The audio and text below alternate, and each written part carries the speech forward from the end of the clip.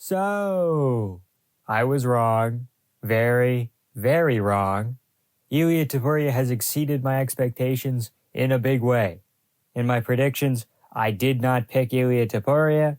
I thought that the leg kicks wouldn't be diverse enough, and I thought he wouldn't use his grappling, and I thought he wouldn't get the body shots going.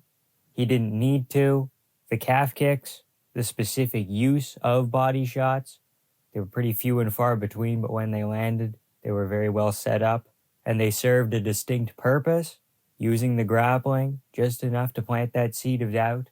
With the one blast double, took him down very easily. When you have this sort of nuclear power, all you need to do is try and set them up for that one big shot. I personally had it 1 apiece going into the third round. Some people say 2-0 Topuria. Some people say 2-0 Holloway. I think 1-1 makes more sense.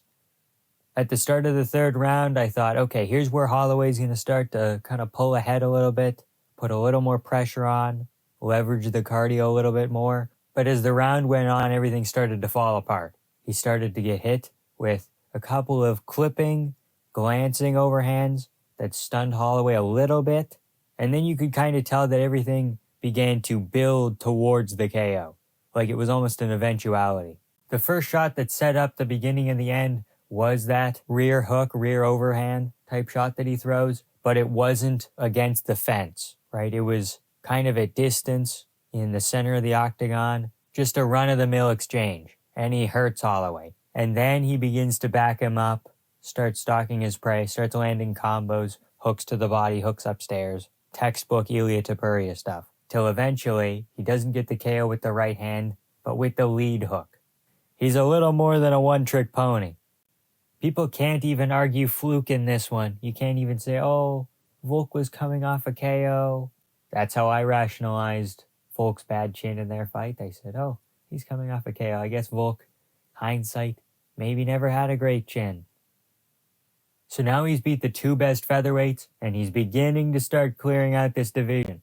In my opinion, Topuria is already top 25 all time, maybe a little bit higher, maybe pushing 20.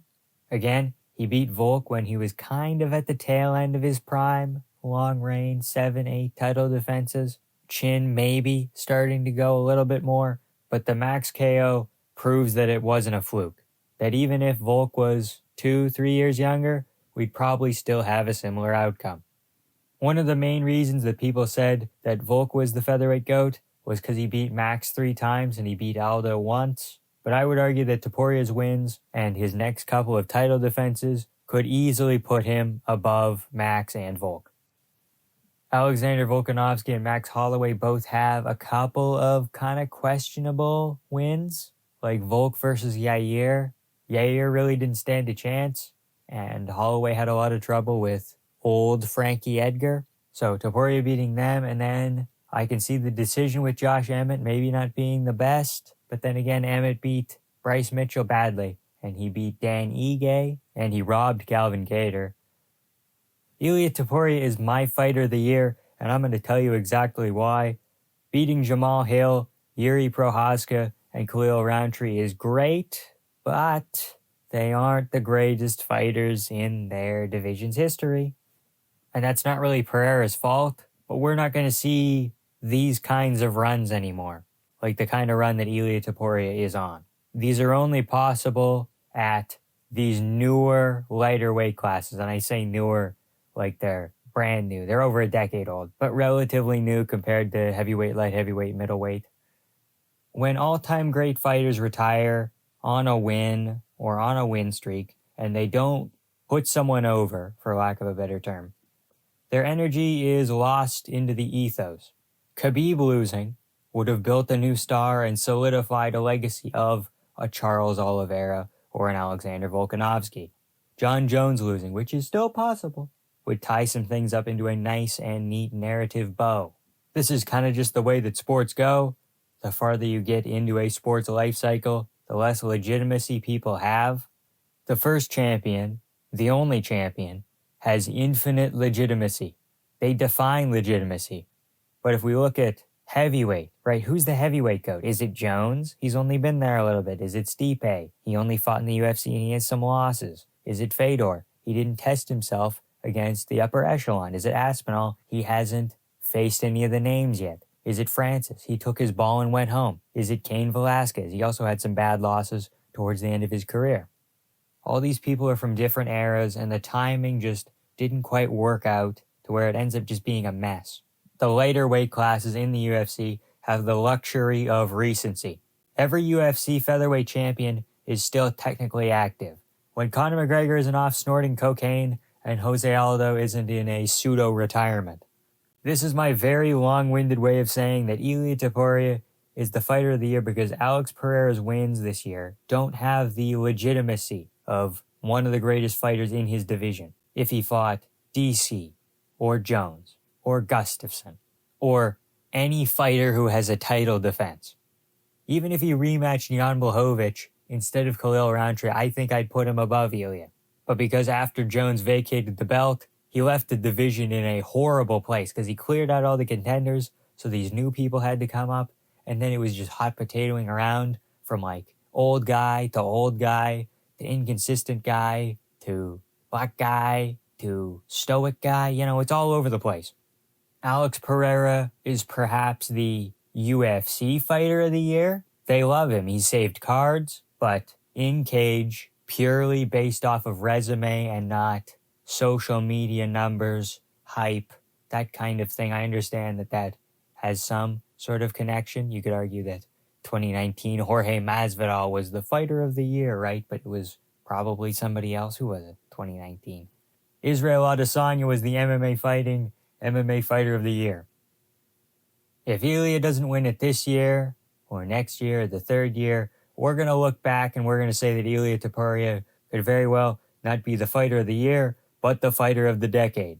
If he goes out there and he dares to be great, similar to Volk, beats Diego Lopez, Movsar Evloev goes up, fights Makhachev, defends against Charles Oliveira, Arman Tsarukyan, super dangerous fights over a 3 to 4 year period, 2 fights a year, that's all you need. More than John Jones, he hasn't fought in a year. Retires undefeated at 31, 32 years of age.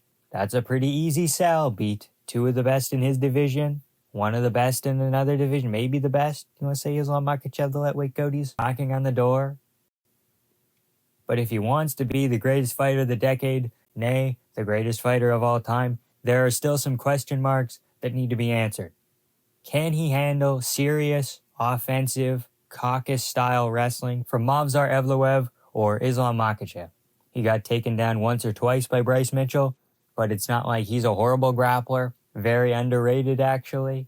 Before Topuria got to the UFC, he was racking up submissions, very dominant wrestling, dominant jiu-jitsu. And there's one more pathway to victory, and that's his chin.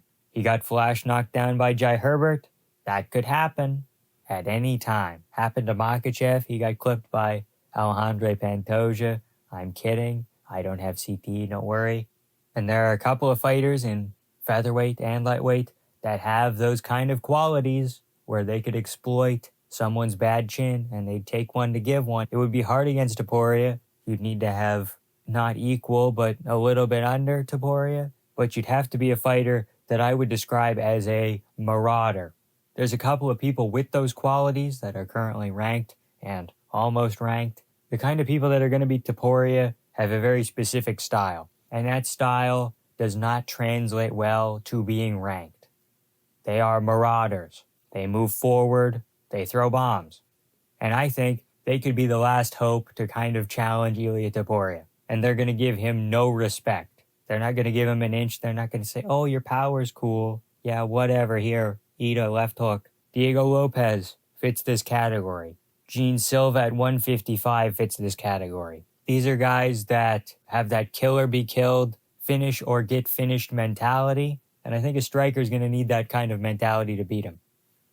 We almost have a Francis Ngannou type situation on our hands where the UFC has a responsibility to not put people in there that aren't quite ready. There's a lot of people at featherweight that don't have the skill set, the defense, the will. Again, Diego Lopez, who has just about the best shot out of anybody, before he noticed the camera on him after the Ilia KO, he looked a little bit spooked, and then he saw the camera and he locked in.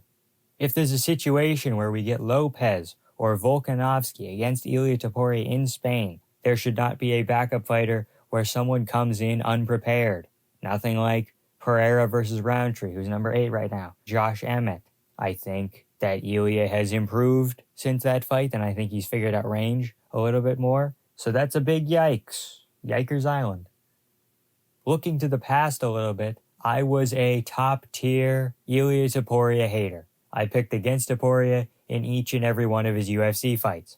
I said Ryan Hall was going to beat him. I said Josh Emmett was going to beat him. I said Bryce Mitchell was going to submit him on the ground. I said Volk was too technical. I said that Max Holloway was going to have a vintage Holloway performance. Yeah, not great. So this ends now. I think he's going to have a lengthy reign. No currently signed featherweight is going to beat him. And I don't care if people say that I'm bandwagoning. Yeah, a little bit. I like people that fight. I didn't like Alex Pereira when he first debuted. Didn't like Dricus du Plessis.